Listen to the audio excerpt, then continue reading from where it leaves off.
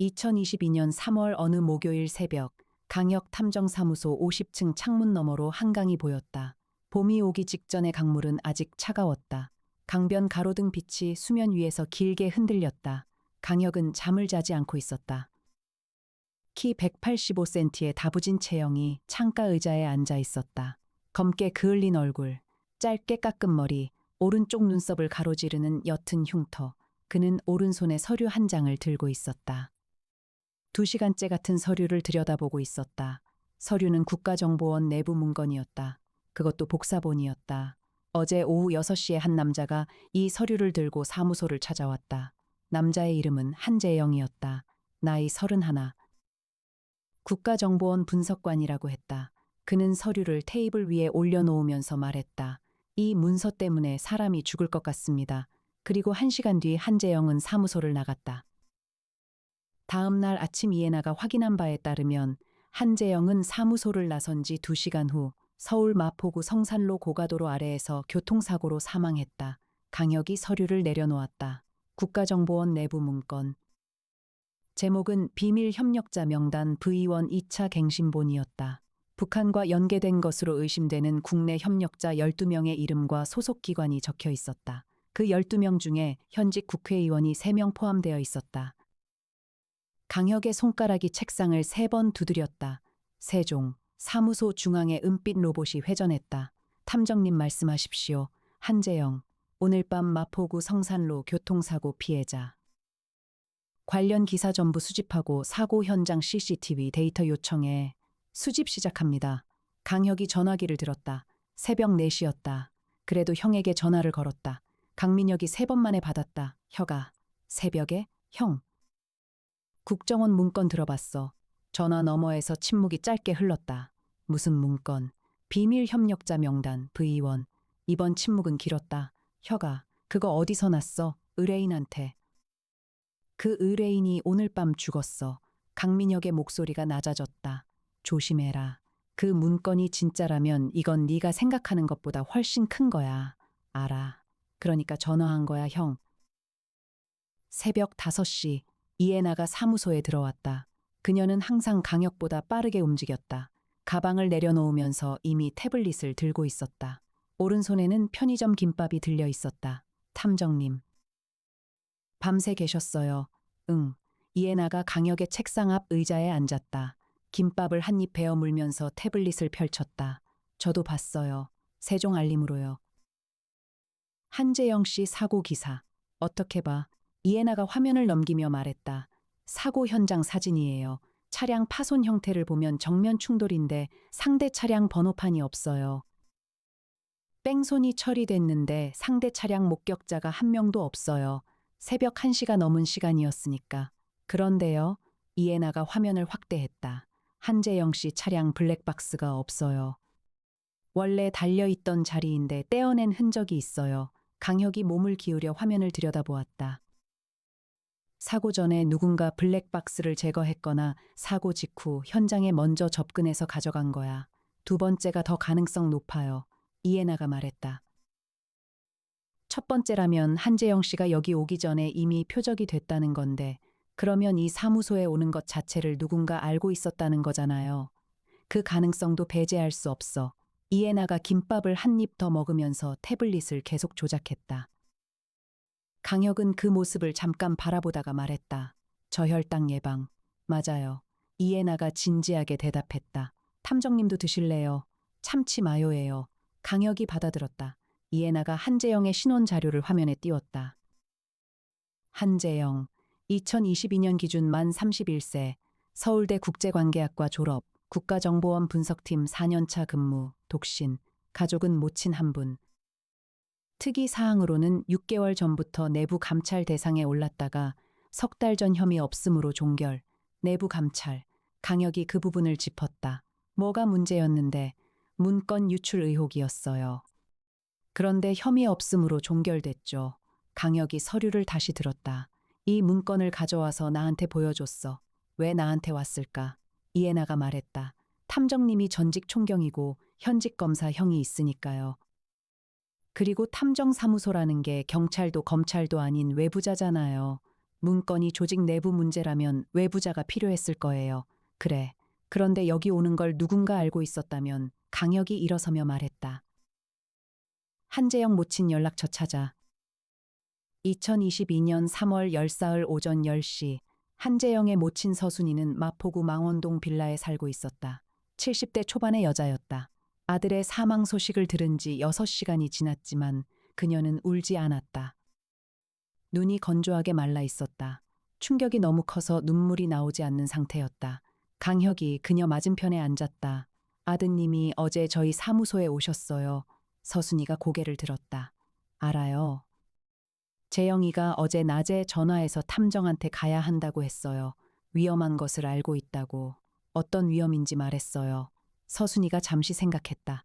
직접 말하지는 않았어요. 그냥 자기가 아는 사람이 나쁜 일을 하고 있는데 그걸 잡아야 한다고. 그런데 조직 안에서 말하면 자기가 당한다고. 이해나가 옆에서 조용히 물었다. 아드님이 최근에 특별히 연락하거나 만난 사람이 있었나요? 서순이가 생각했다. 한 달 전쯤에 옛날 친구를 만났다고 했어요. 대학 때 친구인데 오랜만에 연락이 왔다고. 그 친구가 재영이한테 뭔가 부탁을 한 것 같았어요. 그 친구 이름이요. 류진우라고 했어요. 이해나가 수첩에 이름을 적었다. 강혁이 자리에서 일어나며 서순이에게 말했다. 아드님이 옳은 일을 하려 했어요. 그 일 끝내드리겠습니다. 서순이가 그를 바라보았다. 말이 없었다. 그러나 눈에서 눈물이 처음으로 흘렀다. 2022년 3월 14일 오후 사무소로 돌아온 강혁과 이해나가 세종에게 류진우 검색을 의뢰했다. 결과가 나왔다. 류진우, 2022년 기준 32살, 서울대 국제관계학과 한재영의 1년 선배.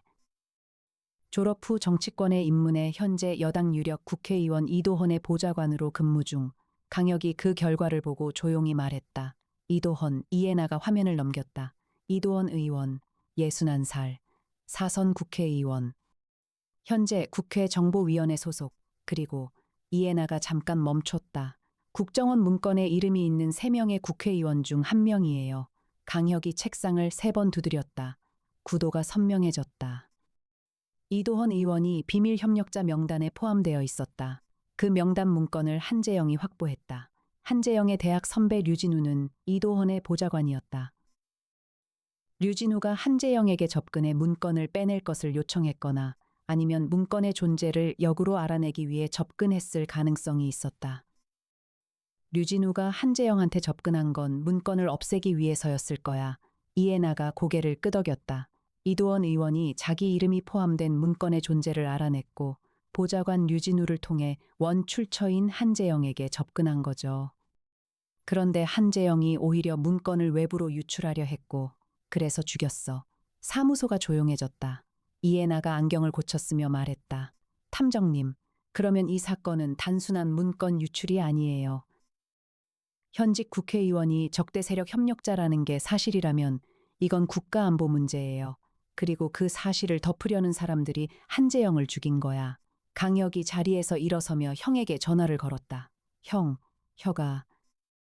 어떻게 됐어? 이도헌 의원 알아. 전화 너머에서 짧은 침묵이 있었다. 알지. 국회정보위 소속이잖아. 왜 그 사람 이름이 문건에 있어? 이번 침묵은 훨씬 길었다. 혀가. 그게 사실이야. 사실인지 아닌지 확인해야지. 형 국정원 라인 있어. 있긴 한데. 혀가 이건 진짜 조심해야 해. 이도헌 의원 주변 사람들 장난 아니야. 알아. 그러니까 형한테 전화한 거야. 2022년 3월 열나흘 금요일 오전 강혁 탐정사무소 앞에 검은 승용차 한 대가 멈췄다. 번호판이 없었다. 차에서 내린 남자 2명이 건물 안으로 들어왔다. 경비실을 통과했다. 엘리베이터를 타고 50층으로 올라왔다. 이해나가 세종의 안면 인식 시스템으로 그들을 미리 파악했다. 탐정님, 2명 올라오고 있어요. 안면 인식 결과 신원 불명입니다. 국내 데이터베이스에 없어요. 강혁이 일어서며 말했다. 그냥 받아. 이해나가 사무소 출입문을 열어두었다. 2 남자가 들어왔다. 체형이 단단하고 눈이 차가웠다. 정보기관 요원 특유의 분위기였다. 앞선 남자가 말했다. 강혁 탐정님, 잠깐 자리를 비워주시면 좋겠습니다. 이해나를 향한 말이었다. 이해나가 강혁을 바라보았다. 강혁이 고개를 끄덕였다. 이해나가 조용히 실험실 쪽으로 걸어갔다. 그러나 실험실 문을 완전히 닫지 않았다. 두 남자 중 앞선 사람이 말했다. 저희는 관련 기관 소속입니다.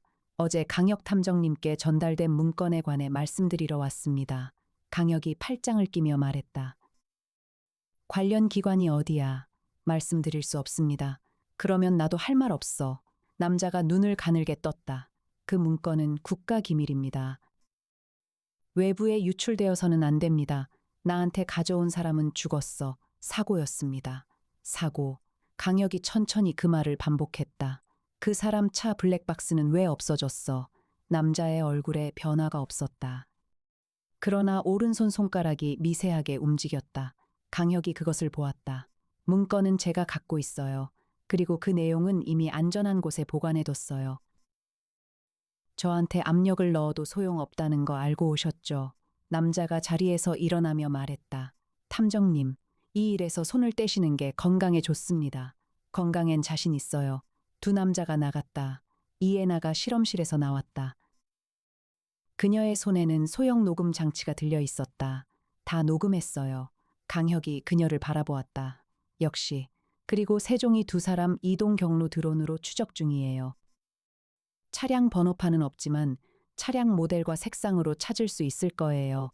강혁이 앉으며 말했다. 이도헌 의원 보좌관 류진우 만나야 해. 이해나가 이미 태블릿을 들고 있었다. 류진우 씨, 오늘 오전 일정이 여의도 국회의원 회관 이도헌 의원실이에요. 오후 2시에 외부 일정이 있어요. 장소는 광화문 프레스센터 2층 카페예요. 어떻게 알았어? 류진우 씨 개인 일정 캘린더가 공유 설정으로 열려 있었어요. 이해나가 안경을 고쳤으며 말했다. 보안 의식이 낮은 편이에요. 강혁이 코트를 집었다. 2022년 3월 열나흘 오후 2시 광화문 프레스센터 2층 카페는 오후에 방문객이 많지 않았다. 강혁이 먼저 자리를 잡고 앉아 있었다. 이해나는 두 테이블 떨어진 곳에 혼자 앉아 노트북을 열었다. 류진우가 들어왔다. 32살, 키가 크고 깔끔한 외모였다. 그러나 눈빛에 불안이 있었다.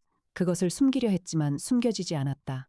류진우가 카페 안을 훑다가 강혁과 눈이 마주쳤다. 그가 다가왔다. 강혁 탐정님이세요. 맞아요. 앉아요. 류진우가 앉았다. 강혁이 먼저 말했다. 한재영 알죠? 류진우의 눈이 미세하게 흔들렸다. 대학 후배예요. 어제 사고 소식 들었어요. 정말 안타깝습니다. 한재영 씨가 죽기 전에 저 찾아왔어요.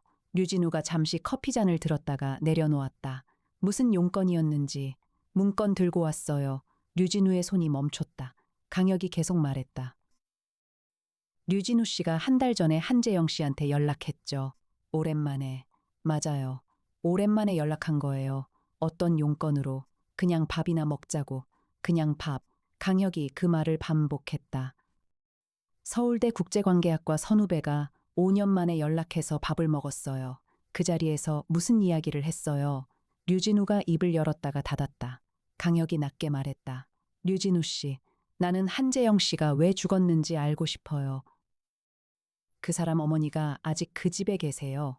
류진우의 눈이 잠깐 흔들렸다. 저는 아무것도 몰라요. 알고 있어요. 강혁이 차분하게 말했다. 그리고 지금 무서운 거 알아요. 나는 류진우 씨를 잡으러 온 게 아니에요. 이 사건의 진짜 배후를 찾고 있어요. 류진우가 한동안 테이블을 내려다보았다. 그러다 아주 낮은 목소리로 말했다. 저는 의원님 지시로 재영이한테 연락했어요. 이도헌 의원. 내 의원님이 자기 이름이 담긴 문건이 국정원 내부에 있다는 걸 아셨어요. 재영이가 그 분석팀 소속인 걸 제가 알고 있었으니까 재영이한테 접근해서 문건이 있는지 확인하라고 했어요. 그래서 재영이가 뭐라고 했어요. 처음에는 모른다고 했어요. 그런데 며칠 뒤 재영이가 저한테 다시 연락했어요. 그 문건을 봤는데 가만히 있을 수 없다고. 이건 국민이 알아야 할 사실이라고. 류진우의 목소리가 더 낮아졌다. 저는 그 말을 의원님한테 전달했어요. 그게 전부예요. 강혁이 잠시 생각했다. 재영이가 죽었다는 거 알고 나서 어떤 생각을 했어요. 류진우가 입술을 깨물었다. 제가 죽인 거나 다름없죠. 강혁이 자리에서 일어서며 말했다. 류진우 씨. 이 사건에서 살아남으려면 지금 제가 하는 일에 협조하는 게 최선이에요. 2022년 3월 15일 토요일, 사무소로 돌아온 강혁이 태풍 박사를 불렀다. 태풍 박사가 실험실에서 나왔다. 43살, 의학 박사이자 범죄학 전공자. 두꺼운 안경을 쓴 그는 문건 복사본을 받아들고 한참 들여다보았다. 암호가 있어요. 강혁이 말했다. 어디에? 이름 목록 옆에 알파벳 코드가 붙어 있어요.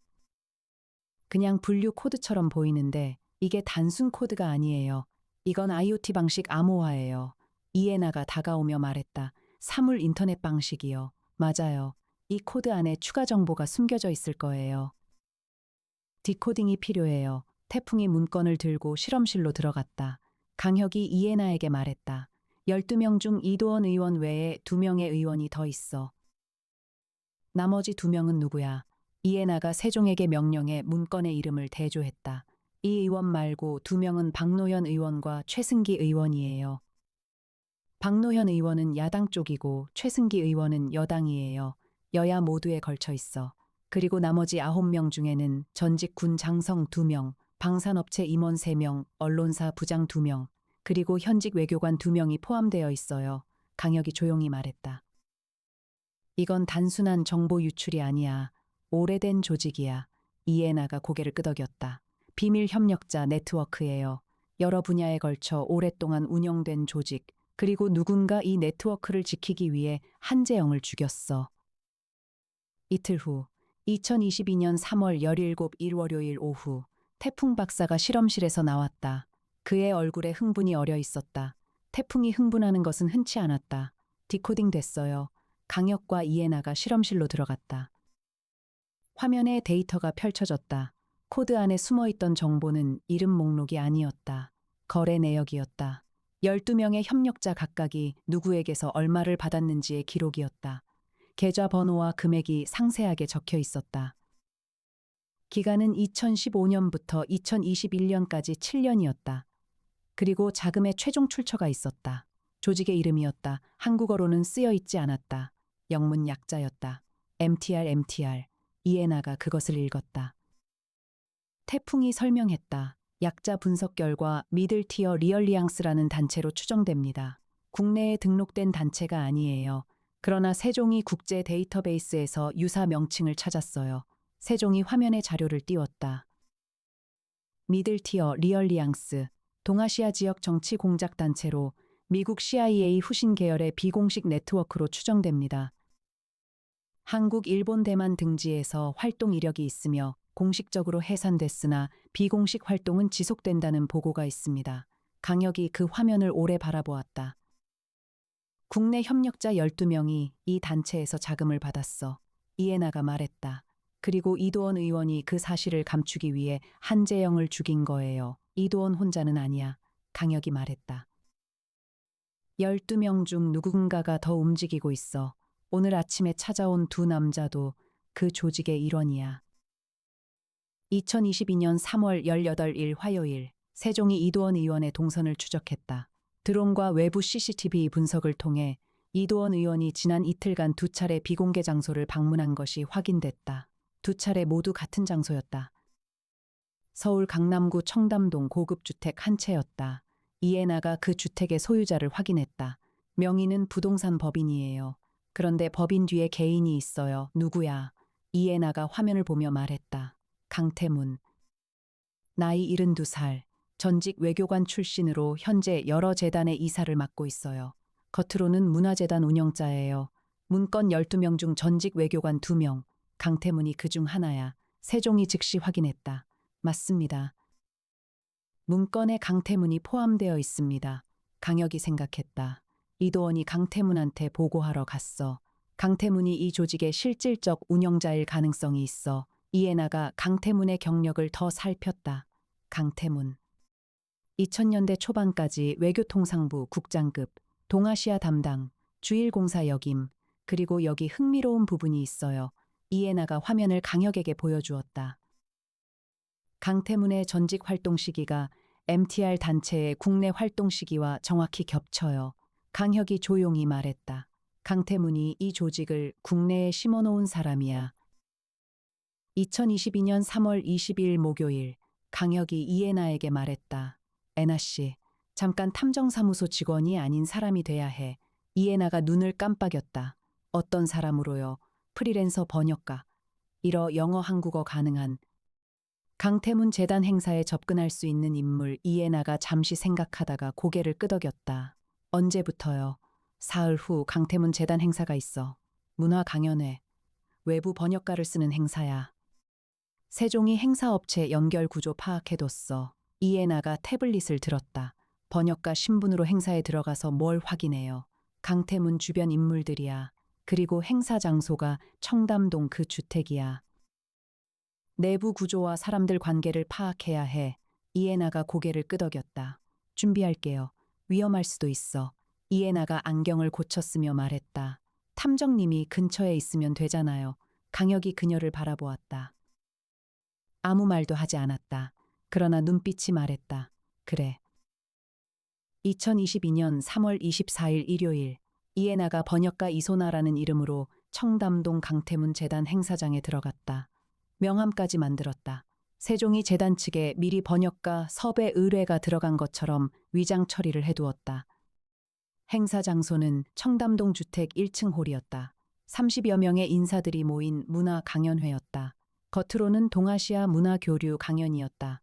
이해나는 행사 내내 통역 업무를 수행하면서 참석자들을 관찰했다. 강혁은 청담동 골목밖 무인 승용차 안에서 세종을 통해 이해나의 귓속 소형 통신장치로 연결되어 있었다. 이해나가 낮게 중얼거렸다. 강태문이 보여요. 72살인데 정정해요. 눈이 날카로워요. 강혁이 응답했다. 주변 인물 파악해. 이해나가 자연스럽게 이동하면서 참석자들을 살폈다. 그리고 홀 한쪽에 서 있는 사람을 발견하고 멈췄다. 탐정님, 이도원 의원이 있어요. 그리고 이해나가 시선을 더 이동했다. 박노현 의원도 있어요. 강혁이 조용히 말했다. 문건에 있는 두 의원이 동시에 강태문 행사에 있어. 네. 그리고 또 있어요. 아까 사무소에 왔던 두 남자 중 한 명이 여기 있어요. 강태문 옆에 서 있어요. 강태문 측근이야. 이해나가 계속 움직였다. 자연스럽게 홀 안쪽으로 이동하면서 통역 업무를 했다. 그러다 강태문이 소그룹 대화를 나누는 자리 근처에 서게 됐다. 그 대화에서 단어 하나가 들렸다. 이해나가 표정을 유지하면서 통신장치에 낮게 말했다. 제인이라는 이름이 나왔어요. 강혁이 즉시 반응했다. 제인. 강태문이 제인한테 연락됐는지 물었어요. 측근이 아직 안 됐다고 했고요. 제인이 누구야? 모르겠어요. 그런데 강태문이 제인을 찾고 있어요. 2022년 3월 25일 월요일, 사무소로 돌아온 이해나가 세종에게 제인 검색을 의뢰했다. 그러나 제인은 이름만으로는 찾기 어려웠다. 너무 일반적인 이름이었다. 강혁이 다른 방향으로 생각했다. 강태문이 제인을 찾고 있다는 건 제인이 도망쳤거나 연락이 끊겼다는 거야. 그리고 제인은 이 조직 내부 인물이거나 아니면 이 조직이 중요하게 여기는 무언가를 가진 사람이야. 이해나가 말했다. 문건의 원본이 아직 어딘가에 있을 수 있어요. 한재영 씨가 저희한테 가져온 건 복사본이잖아요. 원본이 어디 있는지 아는 사람이 제인일 수 있어요. 그래, 강혁이 생각했다.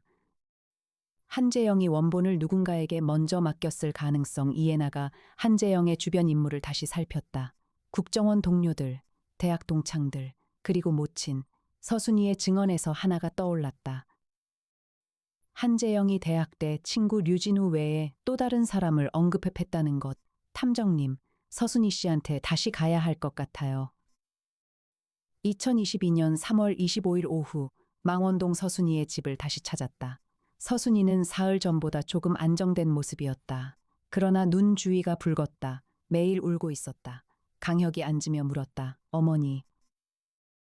한재영 씨가 혹시 제인이라는 사람 언급한 적 있어요? 서순이가 생각했다.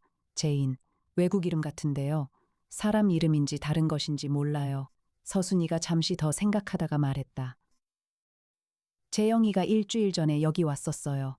저한테 편지 봉투를 맡겼어요. 무슨 일 있으면 탐정한테 전달하라고. 강혁이 몸을 기울였다. 봉투가 있어요. 서순이가 일어나 장롱 안쪽에서 봉투를 꺼냈다. 흰 봉투였다. 겉에 아무것도 쓰여 있지 않았다. 강혁이 그것을 받았다.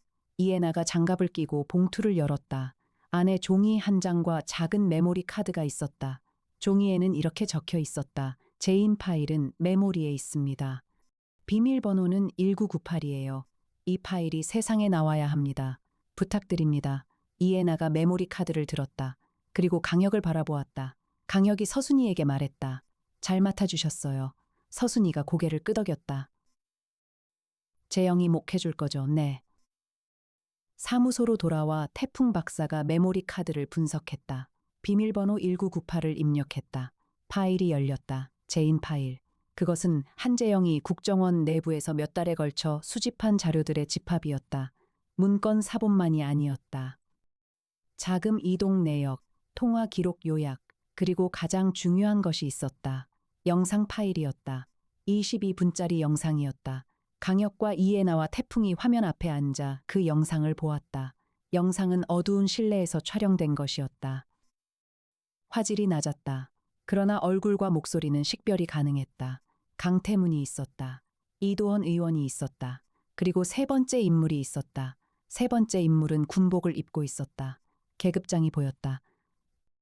이에나가 화면을 멈추고 계급장을 확대했다. 중장이에요. 세종이 즉시 안면 인식을 시작했다. 분석 완료. 해당 인물은 현직 육군 중장 이태섭입니다. 현재 수도방위사령부 부사령관 직책입니다. 사무소가 조용해졌다. 영상 안에서 세 사람이 나누는 대화가 들렸다. 한국어였다. 강태문이 말하고 있었다. 다음번 선거 전에 V원 갱신본을 완전히 폐기해야 합니다. 남아있는 사본 하나라도 나오면 모두 끝이에요. 이도헌이 대답했다. 이미 처리 중입니다. 내부에서 접근한 사람이 있는데 곧 정리됩니다. 이태섭이 말했다. 정리가 깔끔해야 해요. 지난번처럼 흔적 남기면 안 됩니다. 이에나가 화면을 멈추었다. 지난번처럼 흔적 남기면 안 된다. 그녀가 조용히 말했다. 이번이 처음이 아니에요. 강혁이 말했다. 이 영상이 언제 촬영된 거야? 태풍이 분석했다. 파일 메타데이터로 보면 2달 전이에요. 2월 초. 한재영이 2달 전에 이 영상을 확보했어. 그리고 그 직후 내부 감찰을 받았어.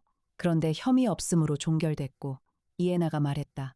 누군가 감찰을 종결시켰어요. 이태섭 부사령관 급이라면 가능해요. 강혁이 일어서며 형에게 전화를 걸었다.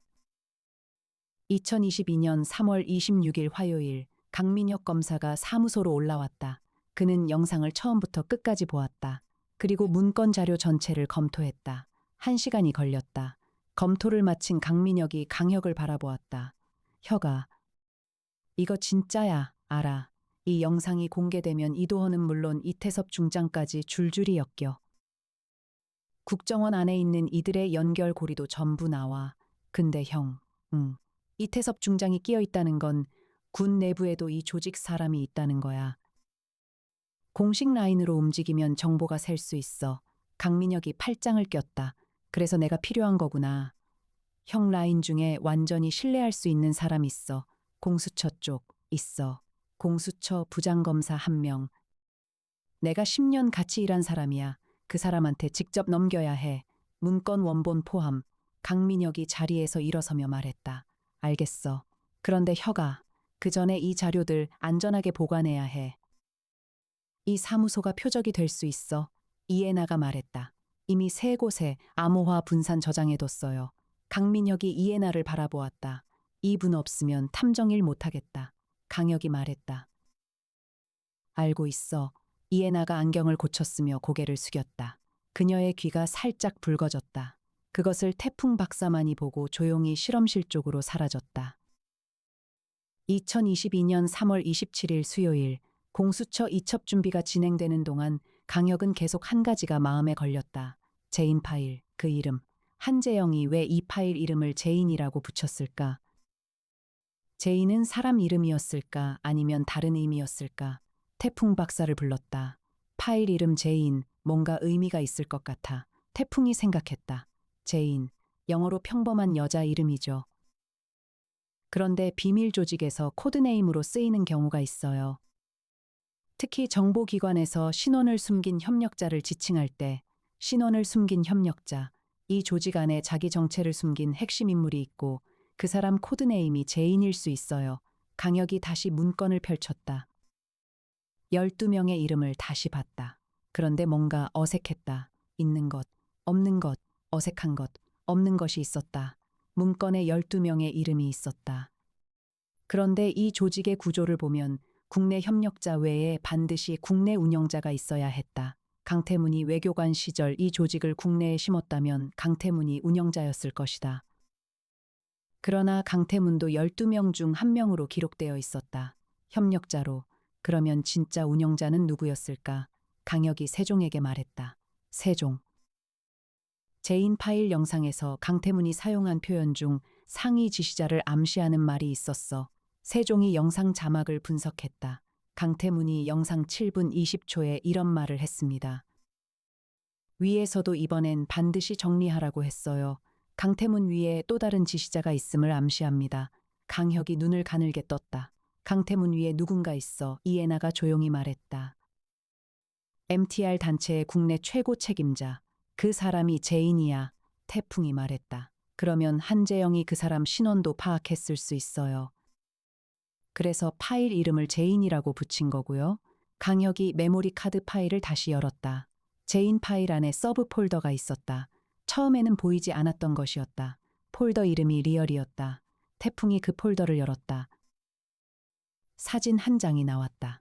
강혁이 그 사진을 보고 멈췄다. 이해나가 그 사진을 보았다.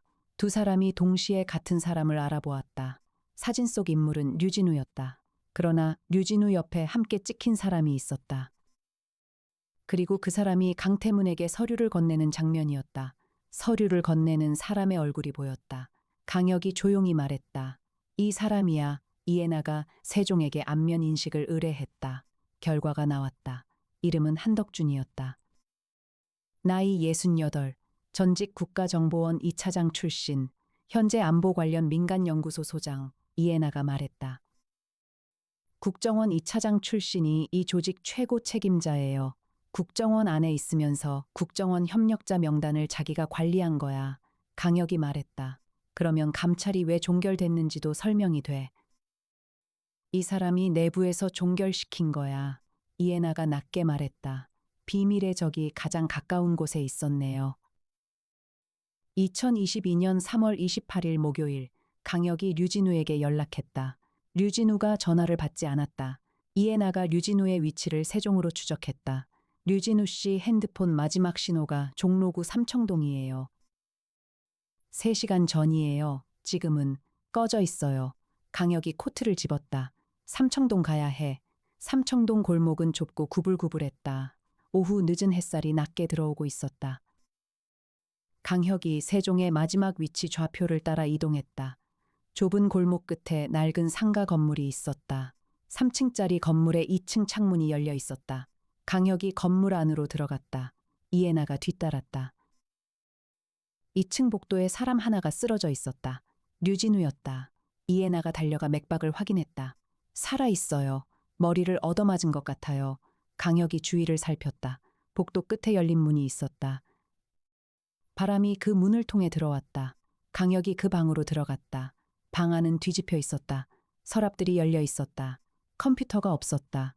책상 위에 서류들이 흩어져 있었다. 그리고 창문 밖으로 달아난 발자국이 창틀에 남아 있었다. 강혁이 창밖을 내다보았다. 좁은 골목, 담장. 그는 그 공간을 즉시 읽었다. 도망친 방향이 보였다. 왼쪽 담장을 넘었을 것이었다. 이미 늦었다. 이해나가 뒤에서 말했다. 류진우 씨 의식 돌아왔어요. 강혁이 돌아갔다. 류진우가 벽에 기대 앉아 있었다. 머리에 손을 대고 있었다. 누가 왔었어요. 류진우가 눈을 찡그리며 말했다. 한덕준 소장이요. 강혁이 멈췄다. 한덕준이 직접, 네, 저한테 강혁 탐정 사무소에 가서 뭘 했는지 물었어요. 그리고 탐정이 뭘 알고 있는지 뭐라고 했어. 모른다고 했어요. 그랬더니 때렸어요. 강혁이 이해나에게 말했다. 류진우 씨 병원 데려다줘. 그 다음 형한테 연락해. 보호 조치 필요해. 이해나가 이미 전화기를 들고 있었다. 2022년 3월 29일 금요일, 강민혁 검사가 공수처 라인을 통해 한덕준 관련 자료를 확보했다. 한덕준, 전직 국정원 2차장, 퇴직 이후 안보연구소 운영. 그러나 그 연구소의 자금 출처가 일반 후원금이 아니었다. 자금 출처를 추적하자 MTR 단체의 자금이 연구소 계좌로 매년 수억 원씩 들어온 것이 확인됐다. 그리고 세종이 한덕준의 이동 패턴을 분석한 결과 이도원 의원과 강태문과의 접촉이 정기적으로 이루어졌음이 확인됐다. 강혁이 이 모든 자료를 강민혁에게 넘겼다. 강민혁이 공수처 부장검사에게 직접 전달했다. 공수처에서 영장이 청구됐다. 2022년 4월 1일 금요일 오전 이도원 의원 자택과 의원실, 강태문 재단, 한덕준 연구소, 이태섭 부사령관 집무실에 대한 동시 압수수색이 집행됐다. 강혁은 그날 사무소 창가에 앉아 있었다. 한강이 보였다. 봄이 왔다. 강물이 이제 따뜻하게 빛났다. 이해나가 커피를 들고 와 옆에 앉았다. 탐정님, 영장 집행 시작됐대요. 형사님한테 문자 왔어요. 알아. 이해나가 커피를 한 모금 마시며 말했다. 이번 사건 정말 컸어요. 강혁이 말했다. 한재영이 컸어. 이해나가 그를 바라보았다. 그 사람이 없었으면 아무것도 시작되지 않았겠죠? 그래. 강혁이 창밖을 보며 말했다. 서류 들고 여기까지 왔어. 혼자서. 이해나가 조용히 말했다. 그 사람 어머니한테 연락드려야 할 것 같아요. 내가 할게. 강혁이 전화기를 들었다. 2022년 4월 3일 일요일 압수수색 결과가 나오기 시작했다. 이도원 의원 의원실에서 MTR 관련 문서들이 발견됐다. 강태문 재단에서 20년치 자금 흐름 기록이 나왔다. 한덕준 연구소에서 해외 계좌 정보와 협력자 관리 일지가 나왔다. 그러나 가장 충격적인 것은 한덕준 연구소 금고에서 나온 것이었다. 금고 안에 또 다른 명단이 있었다. 12명이 아니었다. 46명이었다. 그 46명 중에 전직 국무총리 출신 1명과 현직 대형 방송사 보도국장 1명, 그리고 현직 법원 판사 3명이 포함되어 있었다. 강민혁이 이 결과를 강혁에게 전화로 전달했다. 혁아. 이게 얼마나 큰 건지 이제 알겠어. 30년 된 조직이야. 한덕준이 국정원 재직 시절부터 이 조직을 관리해왔어. 국정원 내부에서 이걸 키운 거야. 한재영이 그걸 발견한 거야. 그래. 그리고 그걸 외부로 내보내려다 죽었어. 그 죽음이 없었으면 이게 영원히 덮였을 거야. 강혁이 말했다. 형, 한재영 어머니한테 국가유공자 유사 예우 연계 가능해. 강민혁이 잠시 멈췄다. 알아볼게. 쉽지 않겠지만 해볼게. 부탁해. 전화를 끊고 강혁이 창가에 섰다. 봄 한강이 반짝였다. 한재영은 31살이었다. 단 하룻밤에 사라진 삶. 강혁이 가장 견디기 힘들어했던 종류의 진실이었다. 그러나 그 죽음이 30년 된 어둠을 끌어냈다. 강혁은 그것이 의미 없지 않다고 생각했다. 그렇게 생각하지 않으면 이 일을 계속할 수 없었다. 2022년 4월 5일 화요일, 류진우가 공수처에 자진 출석해 진술했다. 이도헌 의원의 지시를 받아 한재영에게 접근한 것, 한재영의 입장을 이도헌에게 보고한 것, 그 모든 것을 인정했다. 그는 변호인을 통해 진술서를 제출했다. 진술서 마지막 문장은 이랬다. 재영이가 옳았습니다. 저는 그것을 알면서도 겁이 났습니다. 강혁이 그 진술서 내용을 이해나에게서 전달받았을 때 한동안 말이 없었다. 이해나가 조용히 물었다. 어떻게 생각해요? 강혁이 말했다. 늦었지만 했어. 이해나가 고개를 끄덕였다. 2022년 4월 7일 목요일, 강혁이 망원동 서순이의 집을 3번째 찾았다. 이번에는 혼자였다. 이해나도 태풍도 없었다. 서순이가 문을 열어주었다. 그녀의 얼굴에 처음으로 차분함이 있었다. 강혁이 들어가 앉으며 말했다. 이 사건 수사기관에 넘겨졌어요. 관련된 사람들 모두 조사받고 있어요. 서순이가 고개를 끄덕였다. 뉴스에서 봤어요. 재영 씨가 남긴 것 덕분이에요. 서순이가 잠시 창밖을 바라보았다. 재영이가 겁이 많은 아이였어요. 어릴 때도 무서운 건 못 봤어요. 그런데 어른이 되어서 그런 일을 혼자 한 거네요. 강혁이 말하지 않았다. 기다렸다. 서순이가 계속 말했다. 탐정님, 재영이가 겁이 났을 것 같은데 왜 그랬을까요? 강혁이 잠시 생각하다가 말했다. 옳은 일이라고 생각했으니까요. 서순이의 눈에 눈물이 고였다. 강혁이 자리에서 일어서며 말했다. 아드님 이야기 끝까지 따라갔습니다. 서순이가 고개를 숙였다. 강혁이 문을 열고 나갔다. 골목에는 봄 햇살이 가득했다. 2022년 4월, 사무소가 평소로 돌아왔다. 태풍 박사가 실험실에서 새 프로젝트를 시작했다. 나정희가 자료를 정리했다. 세종이 조용히 가동됐다. 이해나가 강혁의 책상 옆에 앉아 다음 의뢰 자료를 검토하고 있었다. 오른손에는 언제나처럼 김밥이 들려 있었다. 탐정님, 새 의뢰 2건 들어왔어요. 어디서? 하나는 부산에서요. 기업 비자금 관련이래요. 하나는 제주도에서요. 실종 관련이고요. 강혁이 창밖을보다 물었다. 어느 게 더 급해? 이해나가 2 파일을 번갈아 보았다. 제주도요. 실종된 지 닷새 됐어요. 경찰은 가출로 봤는데 가족이 납득 못하고 있어요. 강혁이 고개를 끄덕였다. 제주도 먼저. 이해나가 이미 제주 항공편을 검색하고 있었다. 오늘 오후 3시 비행기 2자리 있어요. 잡아. 이해나가 예매 화면을 탭했다. 강혁이 자리에서 일어나며 코트를 집었다. 창밖 한강은 봄빛으로 가득했다. 강물이 따뜻하게 반짝였다. 누군가 무언가를 잃고 무너진 곳에 끝까지 함께하겠다는 사명감. 그것이 이 사무소가 봄이 와도 멈추지 않는 이유였다. 강혁이 걸어가며 말했다. 애나 씨. 이해나가 가방을 들며 대답했다. 네, 탐정님. 고마워. 이해나가 잠깐 발걸음을 멈추었다. 그리고 안경을 고쳤으며 다시 걸었다. 저도요. 그 말이 사무소 안에 남았다. 엘리베이터 문이 닫혔다.